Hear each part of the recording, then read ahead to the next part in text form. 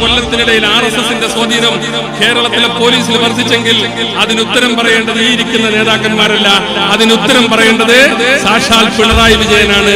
കാരണം 6 വർഷക്കാലം പോലീസിനെ നയിച്ചത് നിങ്ങൾ ഇരട്ടച്ചങ്കറ്റ് എന്ന് പറയുന്ന പിണറായി വിജയനാണ്.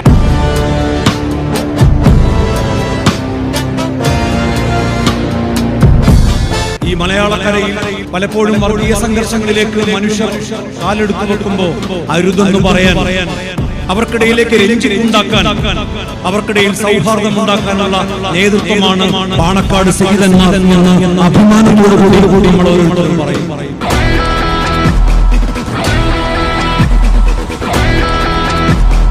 14 ജില്ലകളിൽ നടക്കുന്ന സൗഹൃദ പര്യടനത്തിന്റെ ഭാഗമായി ഇന്ന് കാസർഗോഡ് എത്തിയത് ഈ ഓളം കുറവും അതിന്റെ വാൽക്കടയും ഒക്കെ നിറഞ്ഞു കവിയുന്ന രീതിയിൽ ഈ കൺവെൻഷനെ ഒരു ചരിത്ര സംഭവമാക്കി മാറ്റിയ നിങ്ങൾ എല്ലാവരെയും മുസ്ലിം ലീഗിന്റെ കാസർഗോഡ് ജില്ലാ കമ്മിറ്റിക്ക് വേണ്ടി ഞാൻ ആദ്യമായി അഭിവാദ്യം ചെയ്യുക.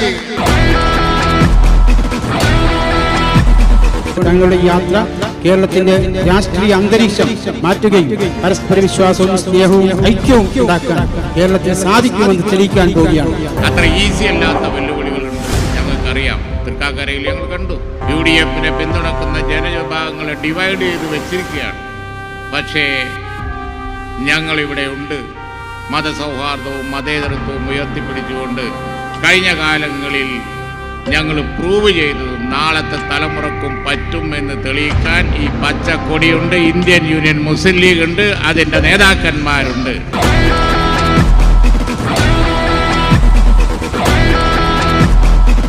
നമ്മുടെ നേതൃത്വത്തിന്റെ മുഖങ്ങൾ മാറുന്നു, അതിന്റെ ഉള്ളടക്കത്തിന് മാറ്റമില്ല. സാദിഖ് അലി ശിഹാബ് തങ്ങൾ ഒരു വ്യക്തി മാത്രമല്ല, ഒരു പ്രതീകം കൂടിയാണ്. ഒരു സിഗ്നേച്ചർ മാത്രമല്ല, ഒരു സിംബിളാണ്. കഴിഞ്ഞുപോയ നേതൃത്വത്തിന്റെ, തുടരുന്ന നേതൃത്വത്തിന്റെ ഒരു സിംബിളാണ്, ഒരു പ്രതീകമാണ്. ആ പ്രതീകം ഒട്ടേറെ നന്മകളുടെ പ്രതീകമാണ്.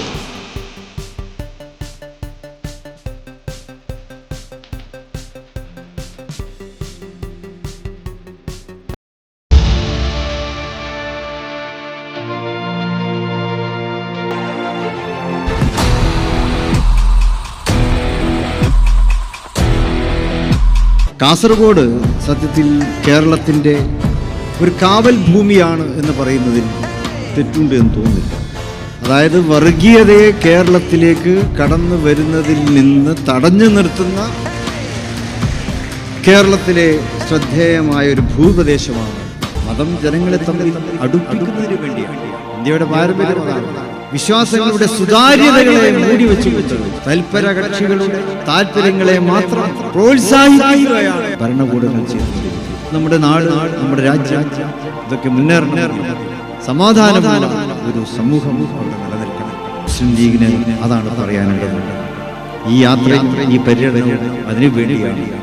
സ്നേഹം കൊണ്ടും സഹിഷ്ണുത കൊണ്ടും പരസ്പരം സംവദിച്ചുകൊണ്ട് അത്തരം സ്നേഹത്തിൻ്റെ സന്ദേശങ്ങളെ കൈമാറിക്കൊണ്ട് എല്ലാവരെയും ചേർത്ത് പിടിച്ചുകൊണ്ട് നമ്മുടെ നാടിൻ്റെ നന്മയ്ക്ക് വേണ്ടി, നാടിൻ്റെ ഐക്യത്തിന് വേണ്ടി നാം ഒരുമിച്ച് നിൽക്കേണ്ട ഉത്തരവാദിത്തത്തെക്കുറിച്ച് ഓർമ്മപ്പെടുത്തിക്കൊണ്ടാണ് ഈ യാത്ര തുടങ്ങുന്നത്. സംബന്ധിച്ച എല്ലാവർക്കും ഒറ്റ വാക്കിൽ നന്ദി